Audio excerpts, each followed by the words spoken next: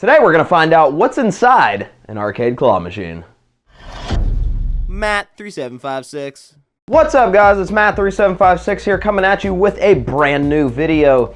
Here on this channel, we play claw machines, arcade games, coin pushers, carnival games, mini golf. So make sure you hit that subscribe button so you don't miss any of my future videos. I post new ones every few days.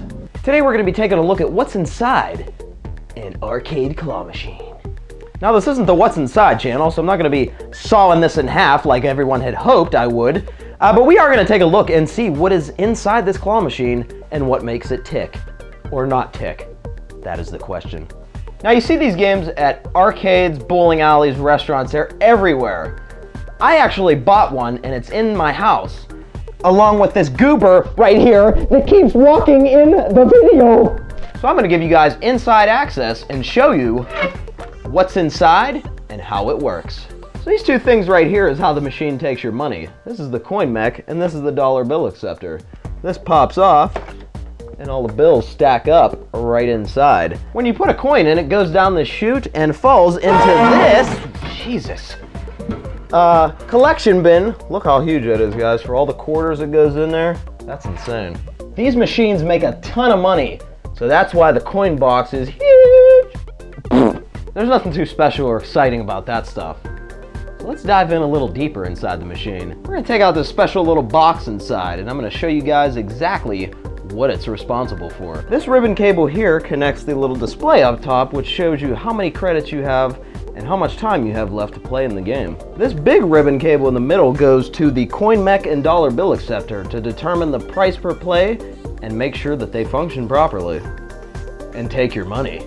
And this little ribbon cable here on the right, which is about just the size of a VGA port on a computer, is responsible for the entire movement of the claw. Up, down, left, right, dropping the claw, raising the claw, going back to the home position, all that good stuff. Just that little cable. It's insane. This right here is a little counter which shows how many plays this particular CPU has given. And it's at 206,822. Even if the crane is only 50 cents a play, that's over $100,000 taken in. So now that we've gutted the CPU out of the machine, let's go even further and see what's inside the CPU. So this circuit board here manages simple stuff like the sounds of the crane or basic movement of the claw. And that circuit board is what these connectors connect to that we just saw. And this side of the CPU simply manages the power that goes to the board and the rest of the machine. Now I know what everyone's thinking. Where's that little green man inside that controls the claw strength and rigs me and drops my prize on purpose? This is that little magic box that controls how easy or how hard the game is to win. Remember the CPU from a few minutes ago? Remember this hole that didn't have nothing plugged into it and you were wondering why was there nothing plugged into it? No, you don't remember because I didn't even point the frickin' thing out until now. This is what plugs in. We're gonna pop the CPU back inside, turn the machine on, and I'm gonna show you guys what this little green switch can do. Don't underestimate it, man. I'm serious. Now that we got our little control box plugged in, what the heck do we do with it? That's where having the manual for the machine comes in handy. So to get the machine into the program mode, we hold the S1 button for about a second. And now you'll notice the lights are blinking on the credit display. But what do they mean, man? Again, having the manual is a must. Unless you have all this memorized, then holy moly, you should be in another field instead of messing with claw machines. So setting 1, which we're on right now, is probably the most important setting of a claw machine, and that is the grabbing power. Grabbing power is another term for how much voltage is sent to the coil inside the claw machine that makes it close. The more voltage that's sent to the claw, the stronger the grab. The less voltage, the weaker the claw is.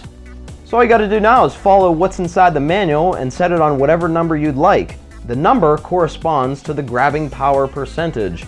So right now this machine is on number 7, which is, as you can see, 60%.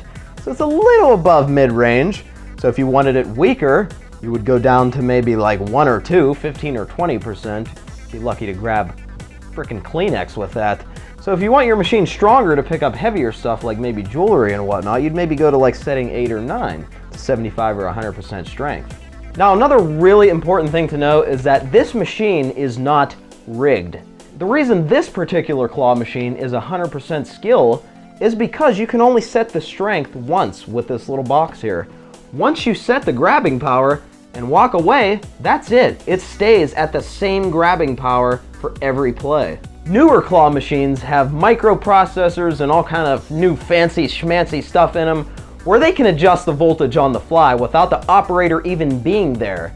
And it can detect when a prize is won and not won, and it can adjust the voltage according to what the operator sets it on. So what to take away from this basically is not all claw machines are alike. There are plenty of older claw machines like this still out there that are 100% fixed strength. They only can be set to one grabbing power, and once you walk away, that's it. So now to go to a different setting, all you gotta do is press the S1 and it advances, and you just follow in the manual what you want to set. This is also responsible for setting the price per play. You can also change settings like how much time the player has before the claw drops automatically, which can make the game a lot more easier or a little bit more difficult. Once the operators finish setting up the machine to their liking, all they got to do now is cycle through until the machine blinks and goes back to 0, and the machine is automatically programmed for the grabbing power, time per play, and all that other good stuff. Thanks for watching, guys. If you liked the video, give it a thumb up, and for every like this video gets, you save one plushie in the wild. And be sure to subscribe to my channel for new videos every few days on claw machines, coin pushers, arcade games, mini golf, and more. And as I always say, thanks for watching.